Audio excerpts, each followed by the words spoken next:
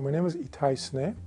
I'm an associate professor of history, and I teach at John Jay College classes on American legal history, terrorism, genocide, and the general classes on world history.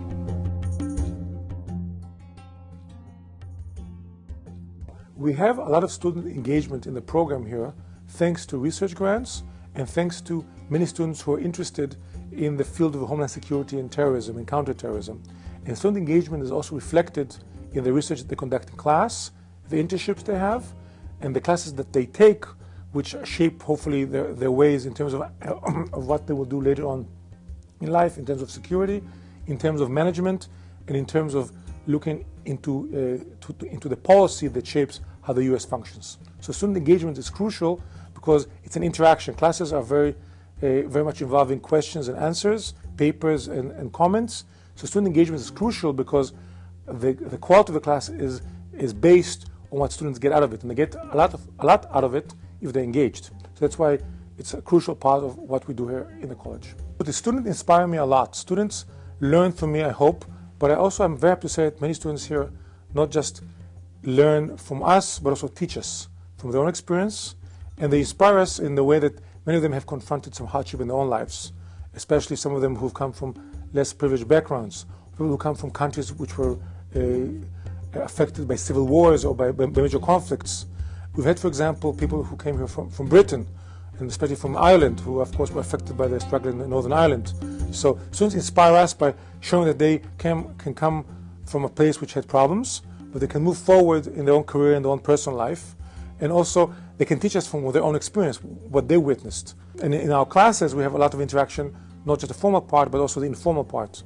For example, some of my colleagues do study groups, and that people work with each other on subjects. We also have seminars.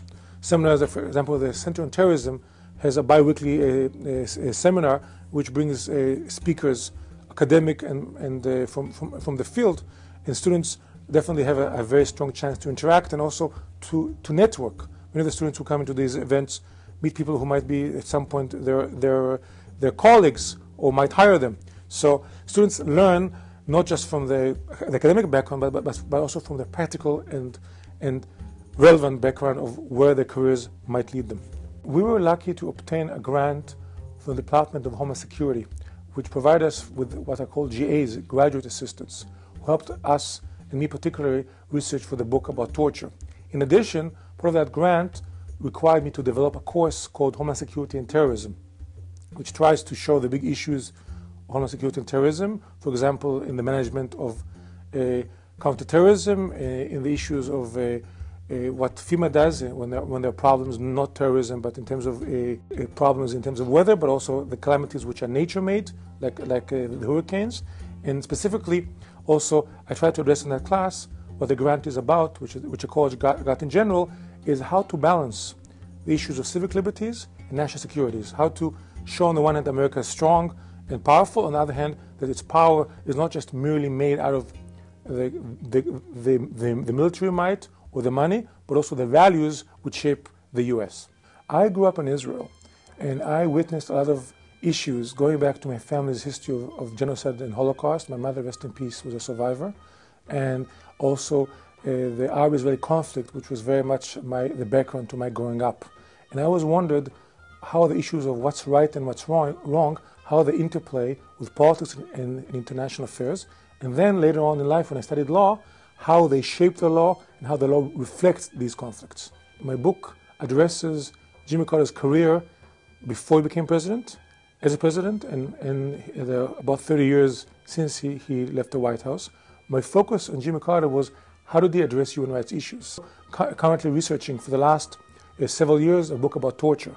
My main argument in that book is that regimes of torture are losing, meaning the torture is not useful. Coercive measures work much worse than persuasive ones, and regimes of torture are actually showing that they have lost all the moral grounds they had. They only use the coercive power they have, and thus gradually lose not just the support of the people whom they aim to be a part of, but also the ability to use that power, because when people don't support them, they fall apart. I strongly suggest for students who want to engage in the study of international criminal justice to come to a college for three main reasons. The first one is we're truly international. We have American core and American classes, but also a lot of classes about other issues, foreign policy, what's going on in Africa and Asia, Latin America, and in the UN. The second point is the component of criminal justice. Criminal justice is becoming much wider.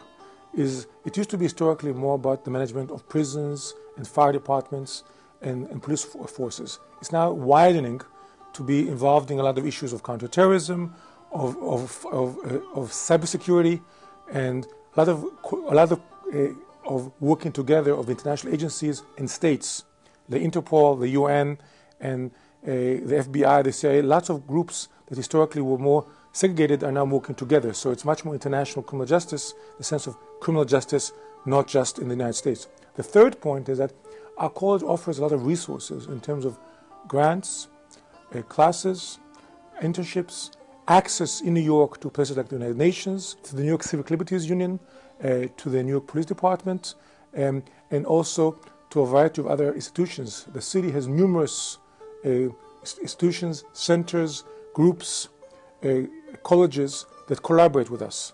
And one of the things that I'm also want to encourage people that through international criminal justice studies, many people gain appreciation, much stronger appreciation of what the law is. Many of our students choose afterwards to go to law school. We also have students who came here.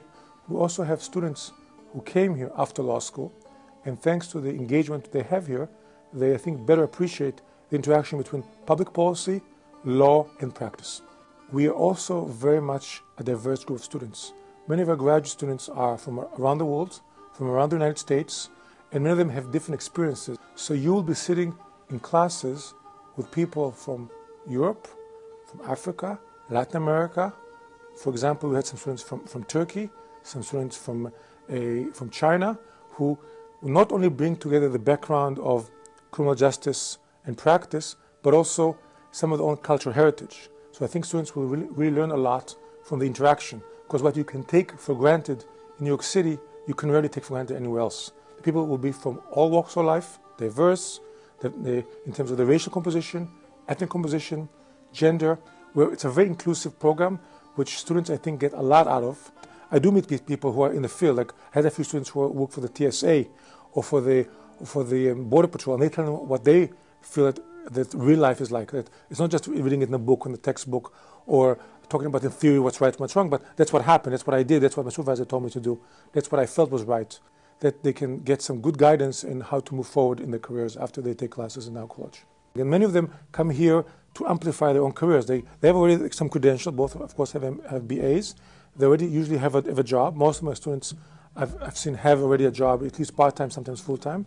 And getting the credential is not just a matter of a threshold to the next job in their career, but also the more experience and the more critical analysis. One other item I think we focus on is writing. That they write in a way which is fluid, accessible, and based on data research. One of the things that I've enjoyed the most in my classes is asking for commentary papers. I send a chapter, I have to write about a page, what do they think about that chapter? And there's no right and wrong, and it's not graded, so they can be free and open, because it's not going to be if they are have to say this, you have to say that. But for them to engage with a chapter, they're very special students here. We have great students here. We've had a lot of special students who come here, willing to work hard, willing to do what it takes to move forward. And I think they move forward themselves, and they also move forward their colleagues and us. So it's it's an ongoing interaction. I think what I love the most about college life and academic life is that you always grow. There's always another project, there's always another book, there's always another thing to do. You don't sit down, because every class is different. Students are different, contents are different, issues are different. So you always grow. And I think the best way to survive and thrive is to keep growing.